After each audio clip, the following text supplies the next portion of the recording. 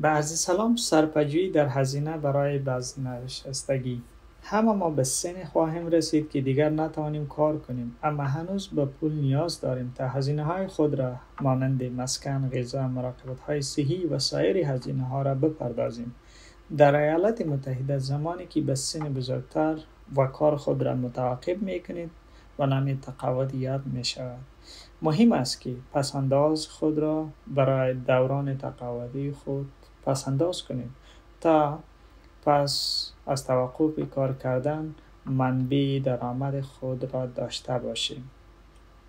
هنگامی که شما در ایالات متحده شغلی دارید، مقدار کمی از چک شما در هر دوره پرداخت به دولت ایالات متحده ارسال می شود تا به یک برنامه دولتی به نام تامین اجتماعی یا سوشل سکیوریتی بپردازد.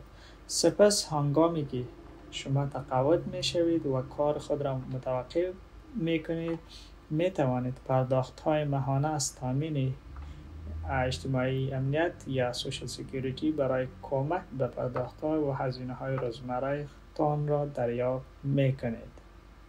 مبلغی که دریافت می کنید بستگی به این دارد که چی مدت در ایالات متحده کار کرده و چی مقدار پول را کسب کرده. تامین اجتماعی به تنهایی به طور کلی برای پرداخت تمام هزینه های شما کافی نیست. بنابراین صرفه‌جویی در روش های دیگر نیز مهم است که شما باید را در نظر بگیرید. صرفه‌جویی به خاطر بازنشستگی می تواند بسیار زیاد باشد، بخصوص اگر شما تازه وارد کشور شدید و در تلاش برای تامین هزینه های روزانه خود هستید. اما شروع هرچه سریعتر بسیار مهم است و آسان‌تر از آن چیزی است که شما فکر می کنید. روش های مختلفی برای پسنداز برای تقاعد وجود دارد.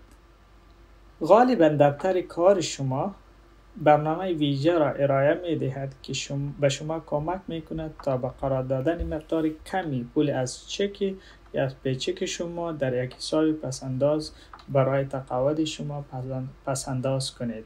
هنگامی که یک دفتری به شما این نوع برنامه ارائه می کند، کارگران آنها بسیار بیشتر آن زمان کوشش می کند که برای دوران بازنشستگی صرفه‌جویی و یا پول ذخیره کند.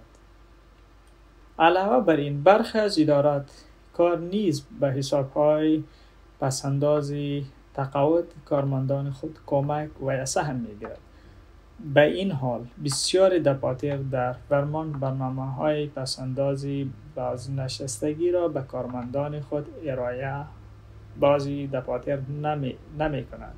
بنابراین بسیاری از کارگران هیچ پولی را برای تقاعد پسنداز نمی کنند که آنها در شرایط مالی بسیار دشوار قرار می دهد که دیگر قادر به کار نمی باشد. در جریانی که به سن کلان برسد، در آن صورت قادر به کار نباشد و در حساب‌های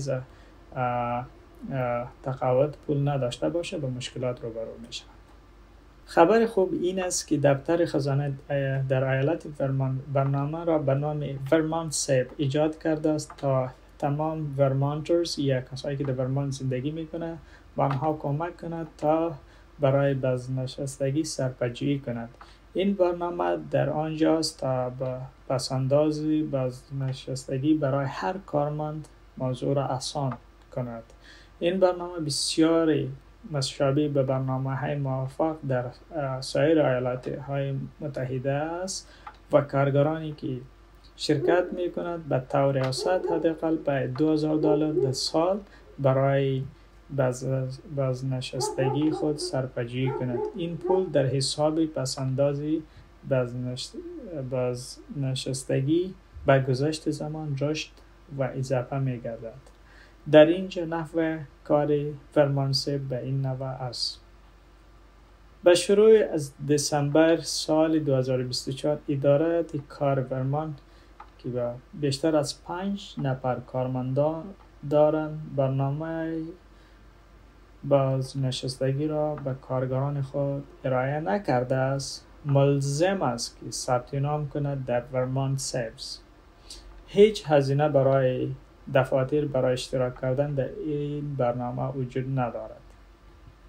برای پیوستن به ورمانت پسنداز، یک کارمند باید یا اداره شماره تامین اجتماعی یا ITIN شماره شناسایی ملتی را داشته باشد و یا برشان ارائه می‌گردد. اگر حداقل 500 ساعت در سال برای یک نهاد کار انجام دادید، می توانید شامل این برنامه شوید. پس از ثبت نام، دفتر کار هر کارمند به طور اتومات یک حساب پسنداز بازنشستگی شخصی به نام روت IRA ثبت نام می کند. این یکی از محبوب و خوبترین نوع حساب‌های پسنداز به خاطر تفاوت در ایالات متحده است. کارمندان یک ایمیل یا نامه از طریق میل دریافت می کند که به آنها می گوید که دفتر کار آنها با ذخیره ورمانت یا ورمانت سب حساب برای آنها تنظیم کرده است. هنگامی که در ورمانت پسنداز می کنید، بخشی از پیچک شما به طور اتومات به حساب بازنشستگی شما هر دوره ذخیره می شود. پول به کسب سود و گذشت زمان رشد می کند. پول شما در مقایسه به یک حساب پسنداز منظم تا به یک حساب پسنداز بازنشستگی نسبتاً رشد خوبتر دارد. شما می توانید انتخاب کنید که چی مقدار از پول از هر دوره پیچکتان را به خاطر ذخیره به خاطر تقاعد در حساب خود اضافه کنید.